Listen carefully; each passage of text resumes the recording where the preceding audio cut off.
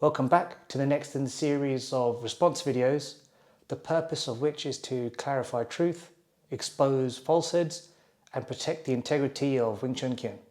Another video has been released by the Snakio Salesmen, and with it comes a slew of claims. Once again, we're faced with further waves of misdirection, half-truths, and convenient omissions. As promised, I will not be giving this individual an inch and will be deconstructing his claims as he attempts to control the narrative. In my last video, I had challenged many of the claims of the Snake Oil Salesman, and as of now, I have not received a single direct response to any of them. Instead, we were met with a predictable pattern. More statements, more assertions, but no evidence. This is classic strategic ambiguity. Flood the space with noise and hope the audience connects the dots for you. When clarity is inconvenient, confusion becomes a tactic. Essentially, this individual wants you, the viewer, to do all the hard work and make all the logical leaps for him, thereby removing his responsibility of providing you with any clarity or evidence.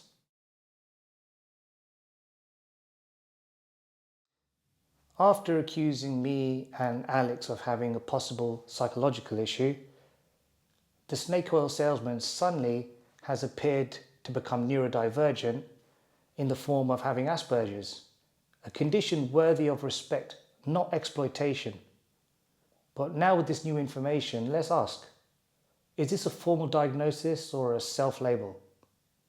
I ask this because I believe he's offered this insight as a shield against accountability. This is a common tactic used by these type of people known as diagnostic shielding, a rhetorical move that reframes criticism of unethical behavior as a personal attack. It's not only disingenuous, it's dangerous. Then let's take this individual at his word and accept that he does have Asperger's, which allows him to learn and comprehend things quicker than most other people. If that's the case, then it also means that he can process, reflect on, and own his own actions. He can't have it both ways: superhuman focus when praised and no accountability when questioned. Weaponizing a diagnosis to shut down critique or elevate one's image is disingenuous. It's not neurodivergence, it's narcissism wrapped in a softer excuse. Whilst critiquing my last video, the Snake Oil Salesman insisted that my actions and my video itself lacked logic. The irony is the responses were all rooted in structured reasoning and source material, but his rebuttal was, I have issues. That's not really a counter-argument, that's a projection, another common deflection tactic when facts become uncomfortable. But how does me responding to his fallacious claims with facts and logic mean that I have some kind of psychological problem? As anybody provoking another with bad behavior and fallacious arguments warrants a response. That's like you walking around in the street, somebody smacking you on the back of the head, you turning around to smack them back and they just throwing their hands up in the air and saying, oh no, you're attacking me, love and light. I mean, this is victim complex at its finest.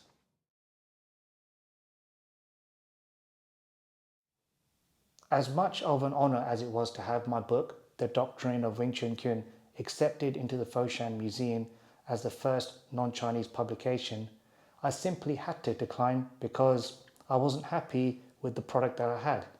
There was further research that I wanted to go over 1 or 2 more times, which was the reason why I was at the mainland.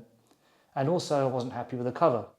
The simple fact of the matter is I did not want to hand in a manuscript I felt I could do more work on. I can understand how this seems illogical to somebody like the Snake Oil Salesman, but that is what we call research integrity. That's something beyond the understanding of those who view martial arts only through the lens of branding and self-promotion.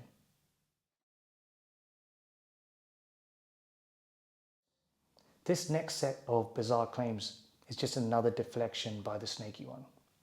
After being found out and me shining a light on his diabolical behavior, where he chose to manipulate text between 2 friends of mine, 2 influential figures in the Wing Chun world, he decided to deflect and say, oh, I've got texts of you too.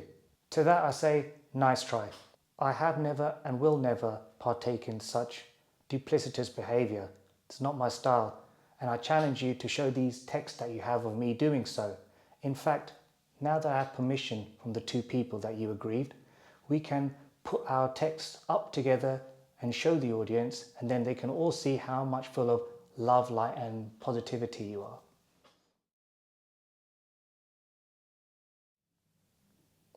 Regarding this individual's rendition of these 6 core elements and the fact that he was already doing 3 or 4 of them before ever meeting Hendrik Santo, that's not entirely accurate, as these terms body, mind and energy have been familiar tropes throughout history in the Kung Fu circles. It's quite normal.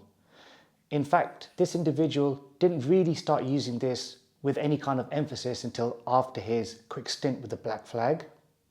And even then, he was just using the words as everybody else did. But it wasn't until he met Hendrik Santo that he actually had a system of 6 core elements that had many other facets underneath them. So to say that he was using 3 and then Hendrik only provided 2 or 3 afterwards is not being entirely accurate and definitely not giving credit where credit is due. And while on the subject of his logo, there is a very interesting fact about that. That logo was created in around 2007, 2008, scribbled on the back of a napkin in a cafe in Amsterdam. Can you guess who created it? Yes, he and any of his students all over who has the triangle and the circle connected with the 3 dots has me to thank for it. You're welcome. Whether it be his research, his logo, or even the tagline underneath, none of it is unique to him. You see, this individual is creatively bankrupt.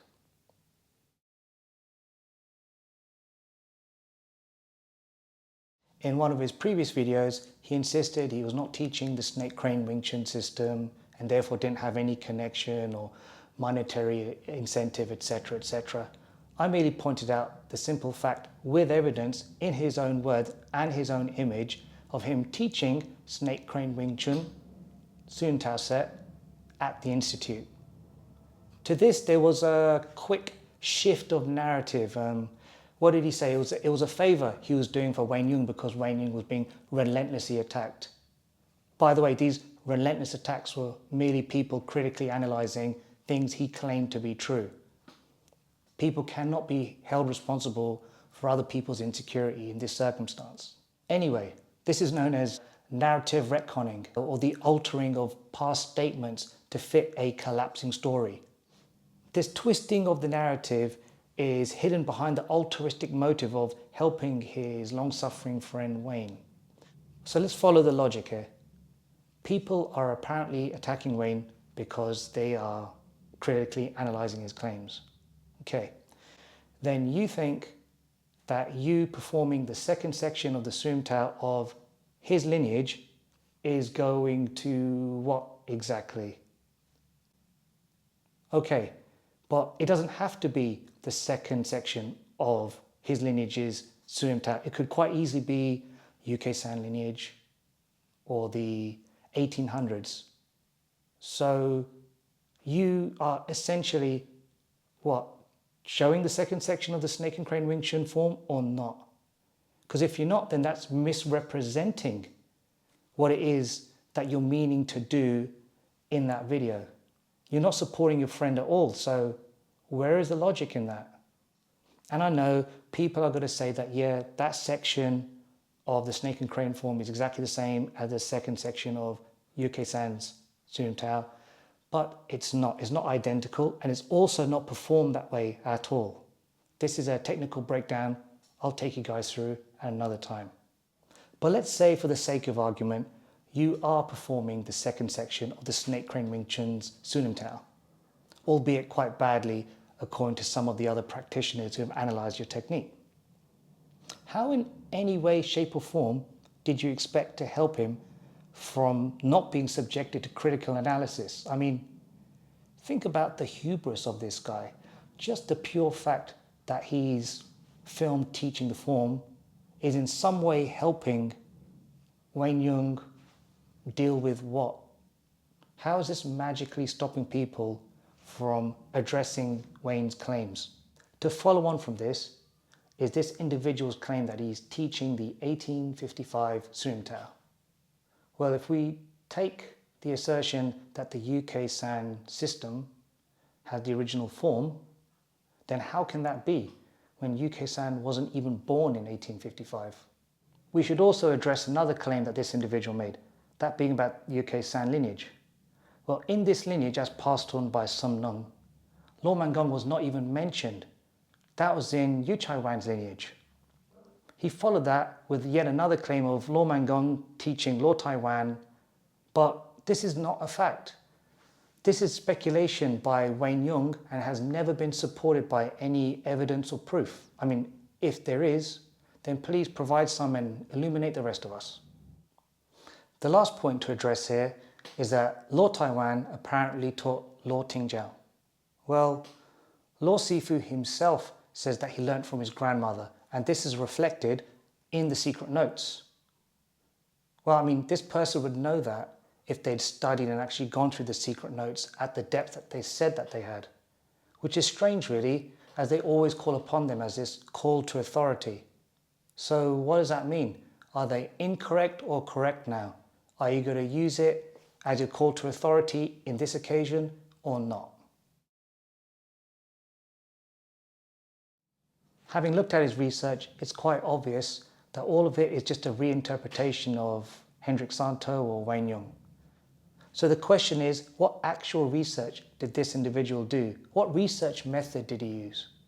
These are questions worth posing to him, as he is responsible for some of the biggest research faux pas in Wing Chun history. I'm sorry to have to inform this individual of this, but reading other people's work and forming unverified theories from them is not considered legitimate research. It's intellectual parasitism. I can all but guarantee that if this individual was able to set his ego aside just for a minute, learn some correct research methodologies, got all of his investigations, put them in front of himself, and then went through it, he might find that he would end up debunking himself.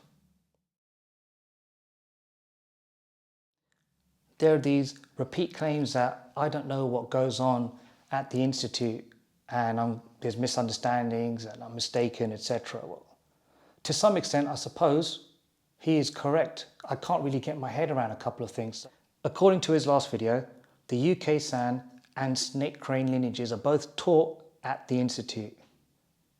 Well then, I have to ask, who is actually authorized to teach either one of these styles?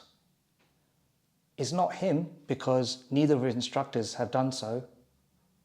And how can any one of his students who've only had a couple of meetings with Wayne Yung also be authorized to teach these styles at the Institute? People would like to know. Moreover, he admits to learning and teaching snippets of styles from here and there at the Institute, which is strange because then in the same breath he professes to want to maintain the integrity of traditional Chinese martial arts. That's like learning a language and just remembering some key phrases. If you learn some words, grammar, rules, and don't even understand how it's structured and all works together, how can you even pronounce it properly? How can you compare it to other languages? What value does this language skill have? Who can learn it? Who can use it? What's even the point of doing it that way? If we take this analogy back to Wing Chun, on top of that, you incorrectly profess Ermei to be like a progenitor of Wing Chun Kyun. So from that fundamental understanding, what is it exactly that is being taught here? Because it must be far removed from Wing Chun Kyun that everybody does on the mainland and has done throughout history.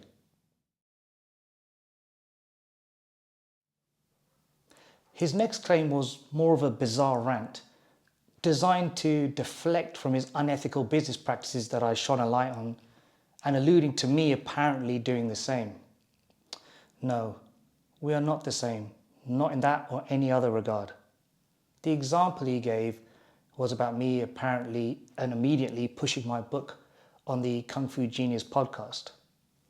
Anybody who watched that podcast could see that wasn't the case. I mean, first of all, I was asked about the book. Second of all, I was asked whether or not I thought this was what was the best book on the market. and I believe my one to be. Not because it's superior or anything like that. I mean, why would I put a substandard product out for other people to read? I wanted to approach the subject in a unique fashion with the most up-to-date and reference and impartial history. I believe I've done that. It's not a book to cut other people's legs out. It's a book that is supposed to be built on the shoulder of giants to further the Wing Chun community along and bring them together, which is why it's non-lineage specific when I talk about how I believe and have collated the information on how the system works. This is in stark contrast to the snake oil salesman who, at any available opportunity on any bit of a discussion, once put into a corner or doesn't like the question being asked, will quickly default to buy my book. Worst thing about that is, as I've said before, it doesn't even have the answers. Well, if this individual was as humble as he was pretending to be, and me pushing my book is such a problem, such an ethical issue, then why, when he's asked particular questions of which he doesn't have the answer for, and neither does his book, does he not point to other books that people can read? Why is it always his own? But I see, when he does it, it's okay. When I do it, it's me doing it for the money.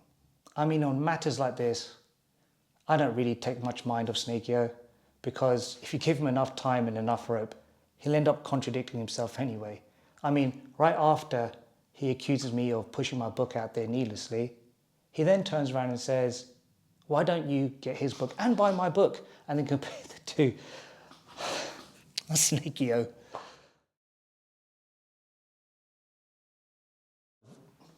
The next part of his video is him doing the polar opposite, deflecting the attention away from his own bad behavior.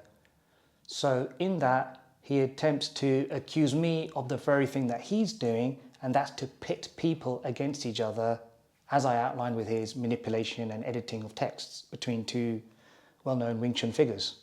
If anything, this video series is just me exposing consumer fraud. And the only two people who are having an issue here is me and the snake oil salesman. I've involved nobody else. In an attempt to build his straw man, this individual decides to mention Jasper Lundqvist, a very good friend of mine and someone who is known as the real encyclopedia of Wing Chun. Now, I never mentioned my friend's name in the previous video, but I find it funny that he decides to drag him into this and then accuse me of doing the same. I think this is more an example of him telling on himself, considering what I spoke about previously regarding the manipulated texts. I'll let you guys do the math. He then goes on to talk about a collaboration he's already done with Jasper, as well as many other sifus within the Wing Chun community. However, he doesn't actually go into detail what it's about. Allow me to do that for you because it's not only interesting, but very telling. Was that collaboration with all those other sifus in fact a video to address many of the claims a particular sifu had after he'd gone to Hong Kong and got a bunch of information and then started to put out many claims about the history and development of Wing Chun Kuen? That's strange because the snake oil salesman found himself not agreeing with someone else because they had research that wasn't backed up by any evidence or sources, took exception to this and decided to address this person claim for claim with the safety of his friends around him. So what is the moral difference between you doing that and me doing the exact same thing in a much more polite way? Because bear in mind, I'm not coming mob-handed, I'm alone when I'm doing this. Why is it that when you do it, it's so very good, and when I do it, it's so very bad? The famous open offer to touch hands, or to exchange ideas, or to discuss theories, etc., etc. It is true that the snake oil salesman invited me to the island. It was logistically difficult for me to accept this offer, so I gave a counter one. Very reasonable, in fact.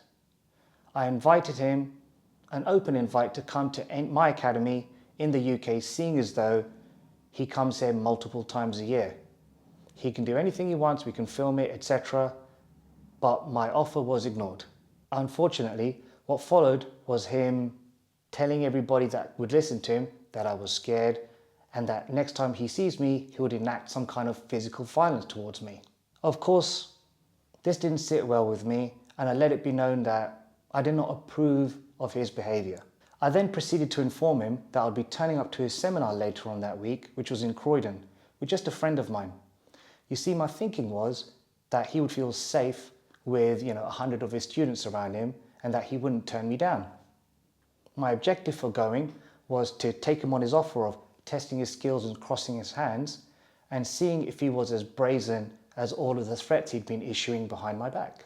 On the day that I was going to go down, I was quickly informed that if I was seen anywhere within eyesight of the seminar, that the police would be called. After all of that talk, I found that cowardly behaviour to leave a very bitter taste in my mouth. But seeing as though this gentleman has regained his courage, I'll once again extend my open invite. If you have such an issue with me countering all of your claims with facts and logic instead of feelings, don't whisper behind closed doors. Don't weaponize social connections. Let's have a live debate, structured, civil, and transparent. And if debate isn't your style, as you've alluded to in the past, then take me up on my offer and visit my academy next time you're in the UK. You can bring anyone you like, all of your students, it's okay. Let's put all of your claims to the test in the old ways, as you like to say. I even suggest that we live stream it. After all, transparency is the best and true test of authenticity. The one thing that can be agreed on is that the primary goal should be the spreading and preservation of these traditional Chinese martial arts. That is why it's so important that we continually challenge people like the snake oil salesman on the claims and the rewriting on history that he attempts to do. If we allow these people to distort narratives, rewrite history, and push their fallacious claims, these traditional martial arts will become so unrecognizable that they will disappear forever. In closing, just remember, whenever you're confused about what's going on, energy never lies, but Snakio always will.